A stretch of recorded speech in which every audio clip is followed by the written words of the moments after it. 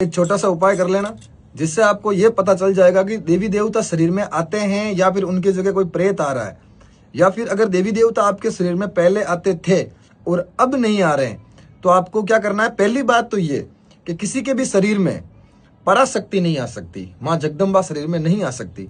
दूसरी बात, किसी के भी शरीर में हनुमान जी महाराज नहीं आ सकते, किसी के भी शरीर में महादेव या फिर अन्य जो भी सात्विक देवी देवता हैं जिनकी कहानियां हम सुनते हुए आ रहे हैं, जैसे हमारे दादा परदादा हमने टीवी में देखे हैं, महाभारत में देखे हैं, रामायण काल के जो देवी देवता हैं, वो किसी भी मनुष्य में नहीं आ सकते या नामुमकिन है। इसलिए इस अंधविश्वास को हटाओ एक बार के लिए।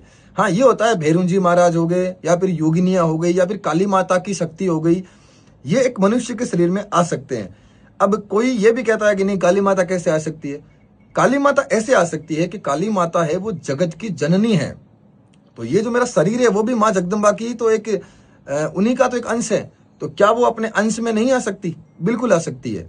जिस तरह पर्वत और कंकड़ दोनों ही एक ही हैं, उसी पर्वत से टूटकर एक कंकड़ हुआ है, तो यदि हम उस कंकड़ को उठाकर उस पर्वत में वापस मिलाते हैं तो कोई बड़ी बात नहीं है। हम ये थोड़ी कह सकते हैं कि नहीं, ये पहाड़ और कंकड़ अलग अलग चीजें नहीं। तो काली माता की जो शक्तियां हैं योगिनियों के रूप में या फिर किसी अन्य के रूप में वो शरीर में आ सकती हैं। यदि आपको ये कोई कहे कि नहीं, मेरे अंदर बालाजी महाराज आ रहे हैं, मेरे अंदर महादेव आ रहे हैं, मेरे अंदर पार्वती माता आ रही है, या फिर मेरे अंदर वो देवता आ रहे हैं जो एक रामायण काल महाभारत काल या फिर 5000 साल पहले से थे वो आ रहे हैं, तो ये नामुमकिन है। माँ जगदम्बा माँ काल का शरीर में आ सकती हैं, भैरू जी महाराज आ सकते हैं, पाबू जी, केसरिया कंवर जी महाराज, गोगा जी महाराज, या फिर जितने भी हमारे लोक देवी देवता हुए हैं वो आ सकते हैं। यदि इस दुनिया में रावण है तो इस दुनिया में राम भी है। यदि आपकी शक्ति रुक गई है तो आपको करना क्या है, ज्यादा कुछ नहीं करना है। एक तो पूजा के समय आप नहा धोकर एक स्वच्छ वस्त्र पहनकर, जो आपको देवताओं के लागू होते हैं वो वस्त्र पहनकर आप पूजा करें।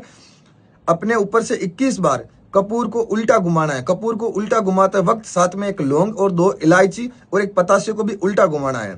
21 बार उसको उल्टा घुमाने के बाद में आपका जो भी देवी देवता है उनके समक्ष रखना है। एक पीपल का पत्ता भी साथ में रखना है, पत्ते को साइड में रख देना कुमकुम से स्वास्तिक का चिन्ह बनाकर, और जो आपने अमारा था अपने ऊपर से घुमाया था सामग्री, लौंग हो गए, इलायची हो गई, या फिर मान लो पतासा हो गया, कपूर हो गया, उनको एक पित्तल की कटोरी में रखकर उनको अपने इष्ट देवी देवताओं के सामने प्रज्वलित करना है। और उस ज्योति को जब तक आपको देखते रहना है तब तक वो ज्योति है वो अलोप ना हो जाए, यानी कि बंद ना हो जाए। जैसे ही आप ये कंटिन्यू 5 दिन करोगे, आपके शरीर में उन देवताओं की जो शक्ति है वो विचरण करना शुरू कर देगी। जैसे ही आपको आराम मिलता है, आप शनिवार और रविवार के दिन आप आश्रम आइए, निःशुल्क रूप से आपका उपचार हो जाएगा। और अंधविश्वास से जितना हो सके उतना आपको